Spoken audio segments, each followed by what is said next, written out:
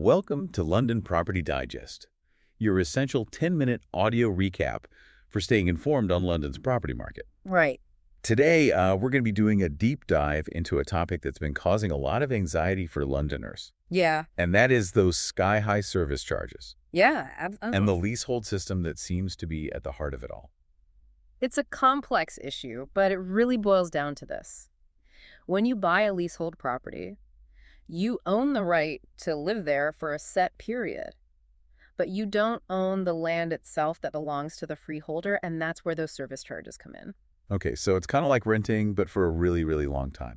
Sort of. It's a system that actually dates back centuries. Mhm. But the way we see it playing out in London today really solidified in the 1920s. You're essentially paying for the right to live on someone else's land, and that comes with its own set of costs. So it's a long-term agreement with added responsibilities.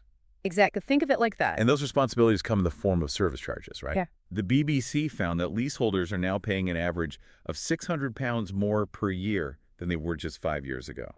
That's right. And in some cases, the increases are far more dramatic, pushing some leaseholders into financially precarious situations. Yeah, it's leading many to wonder if they've stumbled into what some are calling the leasehold trap. A trap. Sounds ominous. It does sound pretty ominous. Can you help me understand why this is such a problem? Well, imagine this. You buy a flat in London, excited to be on the property ladder, everything seems fine, and then bam, you're hit with a service charge bill that's significantly higher than you anticipated. Oof. Yeah, I can see how that could be a nasty surprise. It is. Maybe it's for roof repairs, which, okay, makes sense. But then there's also a charge for cleaning the communal drains or for some fancy new landscaping that you didn't even ask for, and you're thinking, wait, what? Exactly. What's frustrating is that service charges are often based on the landlord's estimate of future costs. So you're essentially paying for things that haven't even happened yet.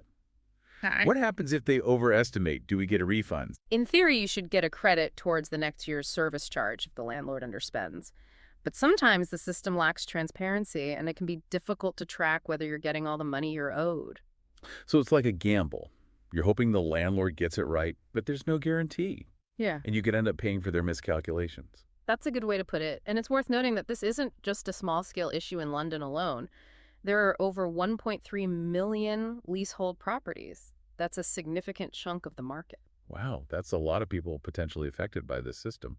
So with these service charges seemingly rising uncontrollably, are there any protections in place for leaseholders? There are some, but they're not always as strong as they could be. For example, landlords can't just increase charges on a whim. There's a reasonableness test that requires them to prove that the costs incurred are justified and that the work done is up to standard. But proving that can be tricky for leaseholders. Okay, so it sounds like this is where things start to feel a bit like a trap. You're locked into these agreements, facing potentially unpredictable costs, and then you have to fight tooth and nail to prove that you're being overcharged. It can certainly feel that way for some, and you have some people, like longtime leasehold campaigner Peter Bartlemy, who believe the entire system is inherently flawed and needs to be abolished. Abolished completely. Wow, that sounds pretty drastic. Wouldn't that just throw the property market into chaos? It would certainly be a massive undertaking, but proponents argue that the current system is simply too open to abuse, and a radical overhaul is needed to protect leaseholders. Of course, though, there are those who disagree. Oh, of course there are. There always are. So who are those that disagree? Well, you have freeholders and their managing agents, and they argue that they are not the villains in this story. They say they're just trying to keep up with rising costs themselves. Okay, so what kind of costs are we talking about here? Things like energy bills, insurance premiums, the ever-increasing cost of building materials. They also worry that excessive legislation could backfire and end up harming the market, ultimately hurting everyone, including leaseholders. So what are they suggesting instead of abolishing it? Well, many argue for a more balanced approach, one that focuses on increased transparency and stronger safeguards for leaseholders within the existing system. Okay, so instead of just getting rid of it completely, they want to tweak it a bit, make it a little bit more fair. Exactly. For instance, there's been a push to make it easier for leaseholders to challenge unreasonable charges and to give them more control over how their buildings are managed. That sounds like a much more practical approach. Yeah. But how do those arguments square with the government's pledge back in 2017 to abolish leasehold on new builds altogether? It's true. The government made that promise, and the Leasehold and Freehold Reform Act was introduced to standardize those maintenance costs and force agents to be more transparent about their fees. However, as with many things in government, progress has been slower than many had hoped. Slower, how, so like, what's the holdup?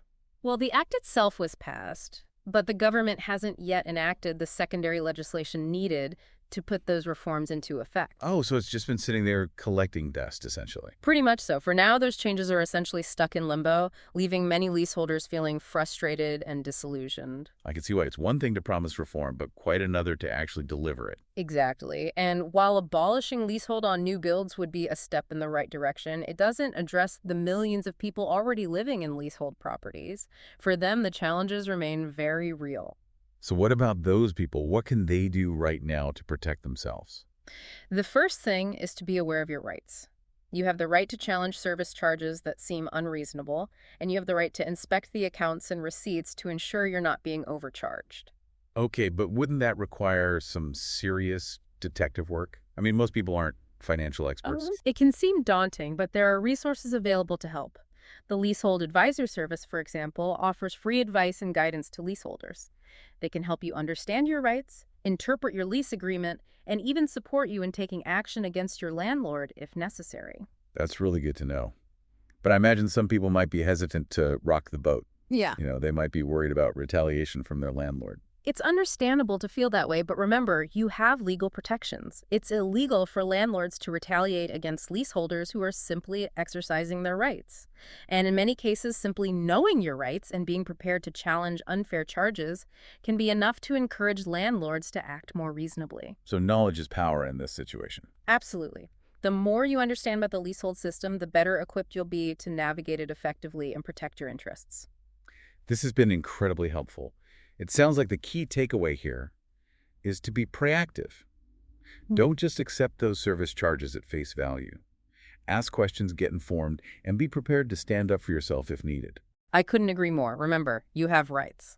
Speaking of rights, you mentioned leaseholders have a right to inspect accounts and receipts. How does that work in practice? It's surprisingly straightforward. You have a 6-month window after receiving that summary of costs to request access to those documents. And it's important to emphasize this. It's actually a criminal offense for landlords to refuse access to those documents, so don't be afraid to ask. That's good to know. But what if a leaseholder simply can't afford the service charges, even if they are considered reasonable? That's a difficult situation to be in, and it highlights the complexities of the leasehold system. While non-payment can ultimately lead to legal action from the landlord, there are procedures they have to follow. Okay, so what kind of procedures are we talking about here? Well, the landlord would need to demonstrate that the charges are valid and obtain a court order before taking any serious action, such as, repossessing the property. It's not a quick or easy process for them. So while it's important to stay on top of those payments, it's not necessarily an immediate crisis if you hit a rough patch. Exactly. Open communication is key if you're facing financial difficulties. It's best to reach out to your landlord or managing agent as soon as possible to discuss potential solutions. Ignoring the problem will only make it worse. It sounds like communication and a good understanding of your rights as a leaseholder are absolutely essential in navigating this system. Precisely. Knowledge really is your most powerful tool in these situations. The more you understand, the better you can advocate for yourself and make informed decisions about your property. This has been a truly eye-opening discussion. Thanks for shedding light on these often confusing aspects of the leasehold system. My pleasure. It's a topic that deserves more attention, and hopefully the ongoing debate will lead to greater clarity and fairness for both leaseholders and freeholders. Yeah, I hope so too. And to all our listeners, if you want to stay informed on this and other crucial developments in the London property market, be sure to subscribe to London Property Digest for the latest updates. It's your essential guide to navigating this dynamic and often complex landscape. Now, after this deep dive into leaseholds and service charges, one question lingers. Given all the potential pitfalls and uncertainties, is buying a leasehold property in London ever a good idea? That's the million-pound question, isn't it?